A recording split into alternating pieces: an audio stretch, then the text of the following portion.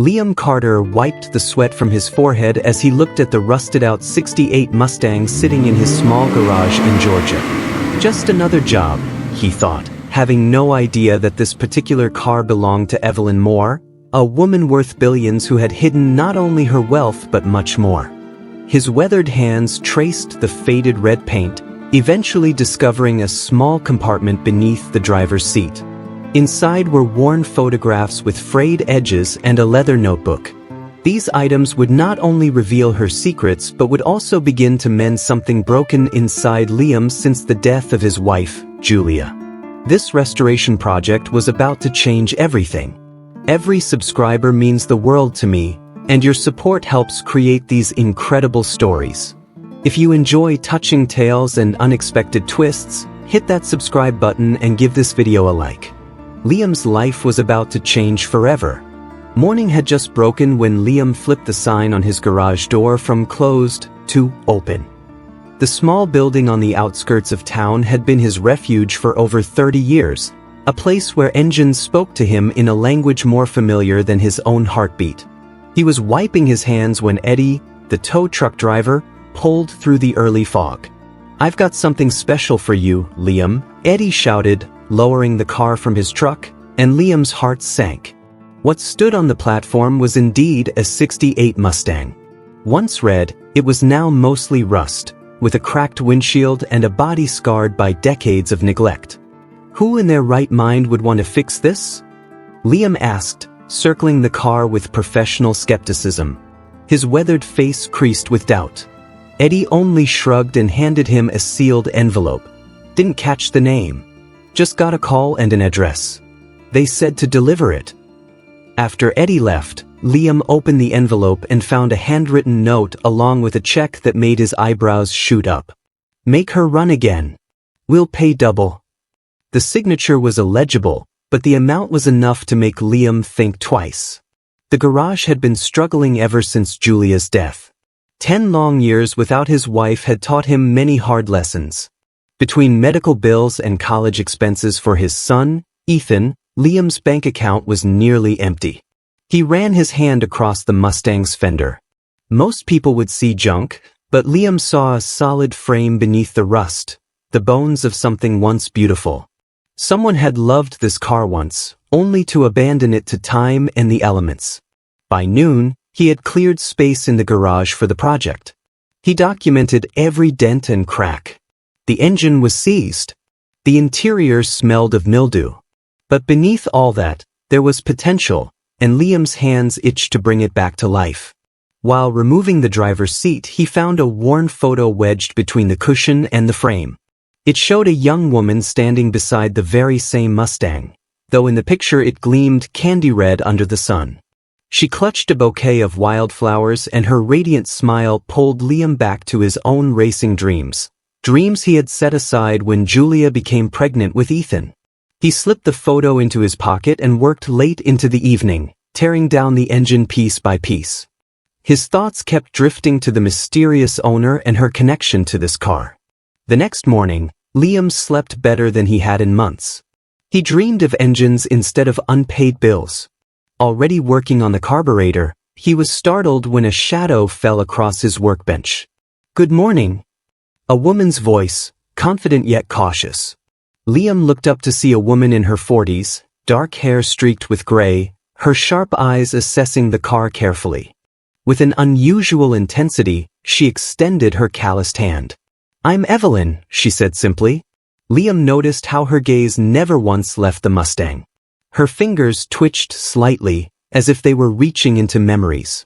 "The frame's solid," Liam said thoughtfully. "The engine, that's another story." Evelyn nodded, stepping carefully toward the car. Her hand gently came to rest on the fender. "Take your time," she said softly. "Just make her run again." After Evelyn left, Liam returned to the Mustang with renewed curiosity, not just about the mechanical issues, but about the woman who valued this pile of rust so much that she paid double to restore it. What he didn't know was that hidden behind the cracked dashboard lay a leather notebook, a story that couldn't be bought at any price. His fingers touched something hard as he reached behind the dash to check the wiring. Pulling it free, he found a worn leather notebook. Its pages were yellowed with age, and the corners softened from frequent use. The smell of old leather mixed with machine oil filled the air. Liam hesitated, knowing he was crossing the line between professional curiosity and personal intrusion. Still, he took a deep breath and opened the first page. June 18, 1978. Bought the Mustang today for $600. Every penny saved from collecting scrap. The men at the junkyard laughed when I handed them the money. You can't handle a car like this, they said.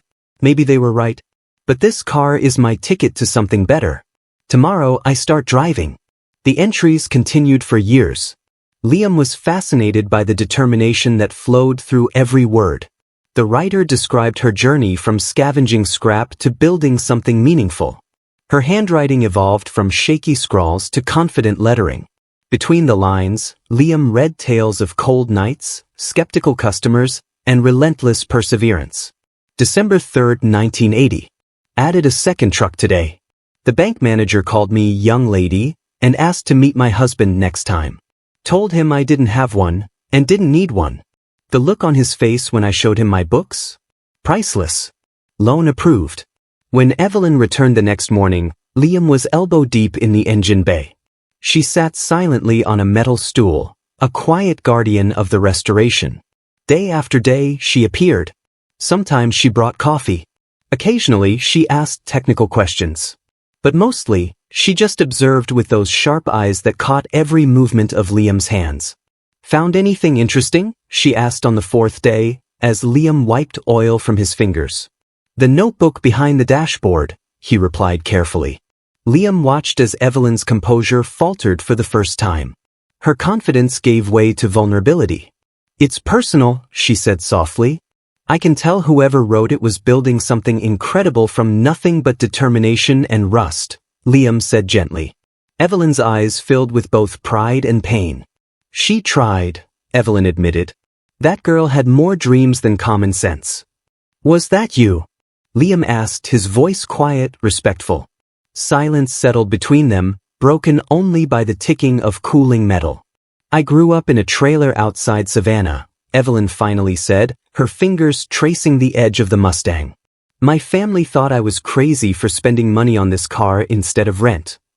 Her smile was both sad and triumphant. But the Mustang paid off. I used it to haul scrap, then began buying broken equipment to fix and resell. Liam leaned against the workbench, recognizing echoes of his own abandoned dreams in her story. One truck became 2, then 5, then 10, Evelyn continued. By 1990, my transport company stood tall.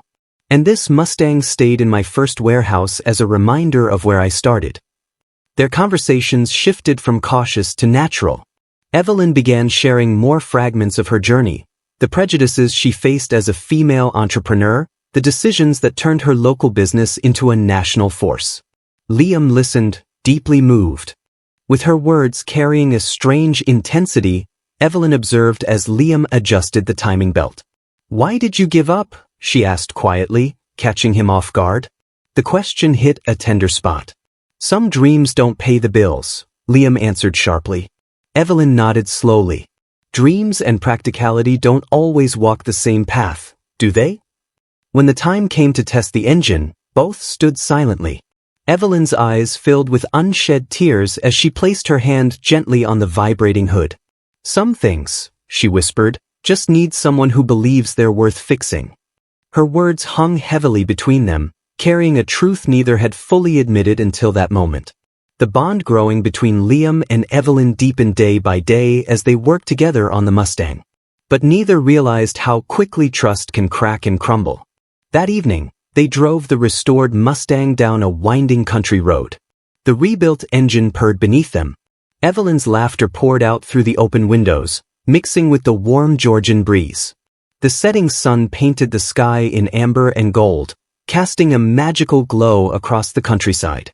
Liam felt something he hadn't in years, a lightness in his chest, a sense of possibility. The Mustang responded to his touch like an old friend, and Evelyn's presence beside him felt surprisingly right. Take that corner faster, Evelyn urged, her eyes sparkling with excitement. She can handle it, Liam agreed, pushing the car gently as it hugged the road perfectly. For both of them, the moment felt like a victory lap, a celebration of what they had revived. Their peaceful drive slowed when they approached a familiar tow truck stopped ahead. Liam sensed a shift in the air, like the sudden stillness before a storm. Eddie waved them down enthusiastically. "Liam, long time no see outside that garage," he called, his eyes widening as he spotted Evelyn. Recognition dawned in his expression. Well, Evelyn Moore. More Freight Empire herself. Liam's hands tightened on the wheel. Eddie's words hit him like a misfiring valve in a perfectly tuned engine, sudden, sharp, and threatening to ruin everything they had built together. He glanced at Evelyn. Color drained from her face. Their eyes met briefly before she turned away. Her silence said it all. The ride back to the garage was painfully quiet. The joy that had filled the car moments earlier had vanished, replaced by cold tension. Back at the garage, Evelyn tried to explain. "Liam, I can explain. You're a billionaire," Liam said flatly, his voice calm but cutting. "And you pretended to be someone else. Is that it? Some rich lady's game to slum it with the local mechanic." "That's not fair," Evelyn replied, her voice tight with emotion. "I never lied about who I am.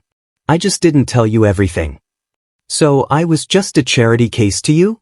Liam asked bitterly. "Do you really think that?" she asked quietly, her voice breaking. "After all this time? After everything we've shared?" "I don't know what to think anymore," Liam said, stepping out of the car. "I don't know who you are, Evelyn." Evelyn followed but kept her distance. "People change when they learn about my money, Liam," she said softly. "They stop seeing me and only see dollar signs. I wanted to avoid that." Pain laced Liam's voice. "After I shared everything with you, my dreams, my failures, my life, I deserved the truth."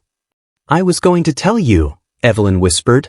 "I just wanted you to know me, the real me, first." A long silence hung in the air. Finally, Evelyn spoke again, her voice steady. "I need to go to Atlanta," she said. "Business matters. I'll be back in 2 days." After she left, Liam sat alone in his quiet garage, wondering if people from such different worlds could truly connect. The next morning, unexpectedly, Ethan appeared. "It's Mom's anniversary. You're working again on a Sunday?" Ethan asked, noticing the Mustang. Before Liam could answer, Eddie showed up. "What are you doing here?" Liam asked, surprised. Eddie shrugged.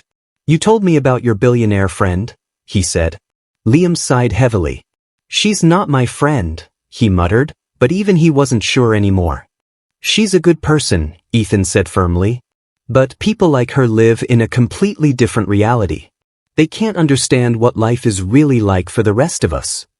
"Your mother would have called that prejudice," Liam replied, though deep down, those same thoughts had haunted him all night. "Mom was an optimist," Ethan countered. "I just worry about you." His warning hung in the air as Liam stared at the empty doorway of the garage.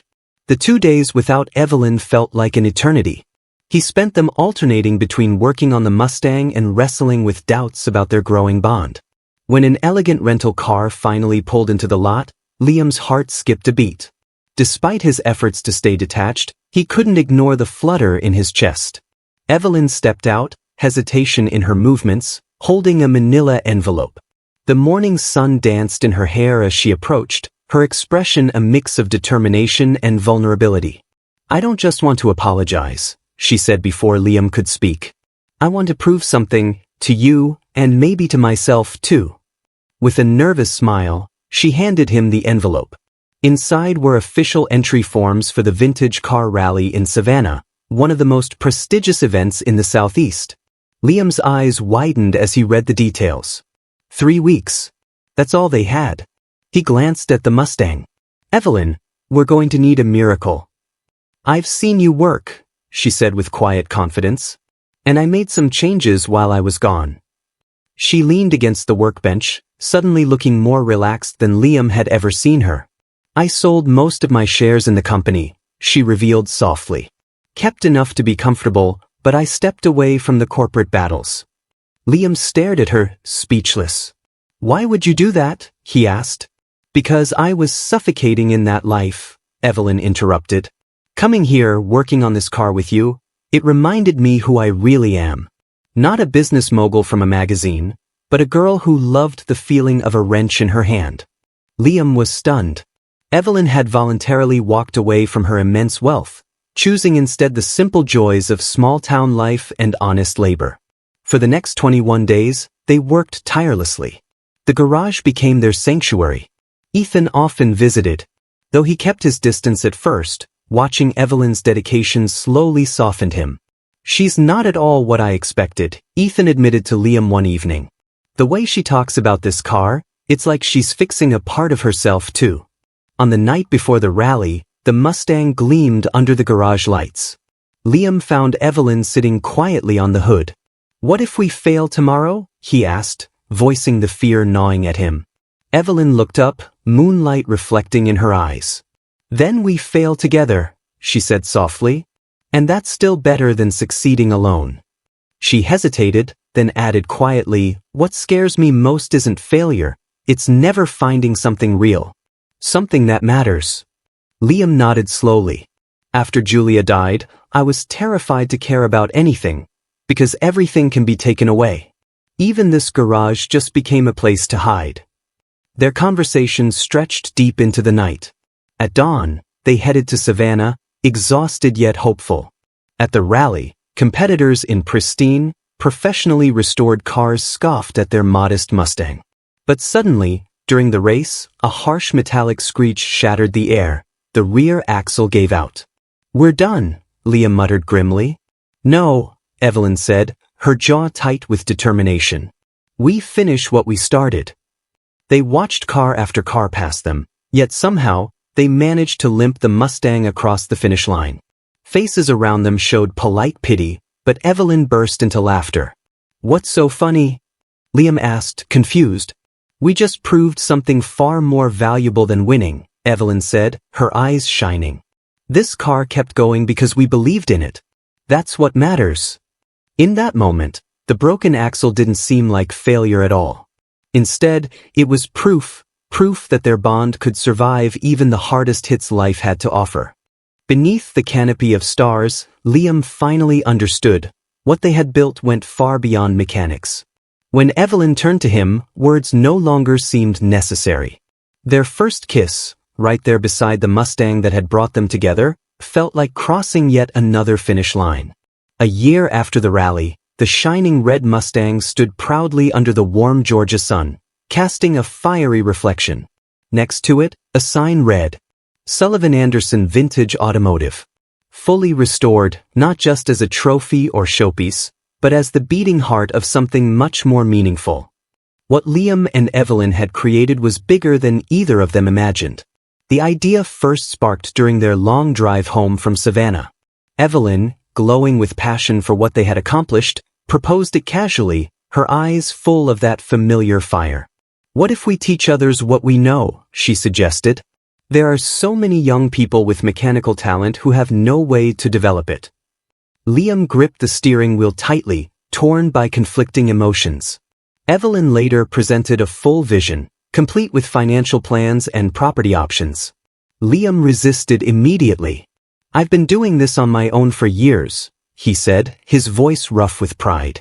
It feels like charity. The tension between them lasted for weeks. Liam feared becoming just another project for Evelyn, his hard-earned independence threatened by her resources and connections.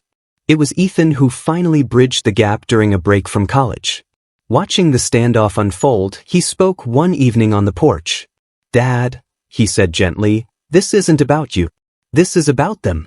Talented kids who don't have a path forward. His son's words sank deep. The next morning, Liam called Evelyn to revisit the idea. Within months, they transformed an abandoned barn on the edge of town. The renovation was incredible, old beams replaced with sturdy supports, dirt floors turned into polished concrete, and walls lined with tools and the familiar scent of oil and opportunity. The Mustang occupied the central bay, standing as a testament to rebirth. For Liam, teaching became a new calling. Each dawn brought a fresh challenge, But watching engines roar to life in the hands of students gave him a sense of fulfillment beyond any solo repair.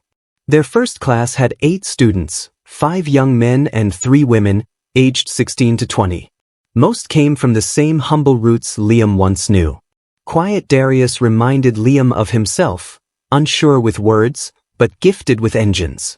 Technical skills aren't enough, Evelyn observed one afternoon, watching the students carefully. They need real-world connections. She established partnerships with local businesses, blending hands-on training with apprenticeships at garages and dealerships. Veteran mechanics are retiring without replacements, she explained to potential partners. These students are your future workforce. As seasons changed, Liam's doubts faded. Teaching forced him to articulate the knowledge he had instinctively hoarded for decades, renewing his love for his craft. 6 months after opening, Liam brought Evelyn to the Mustang after class. The setting sun filtered through high windows, bathing the car in golden light. "I did something," Liam said quietly, holding up a small ring.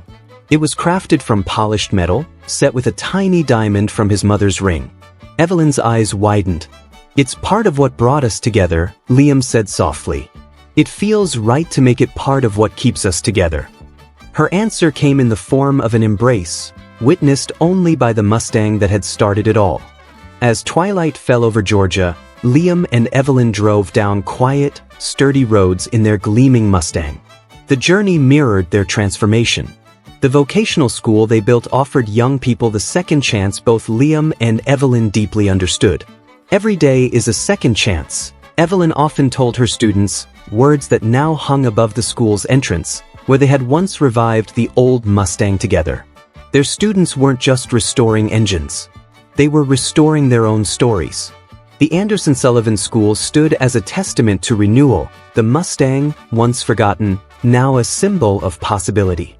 Its steady roar remained a reminder that it's never too late to start again.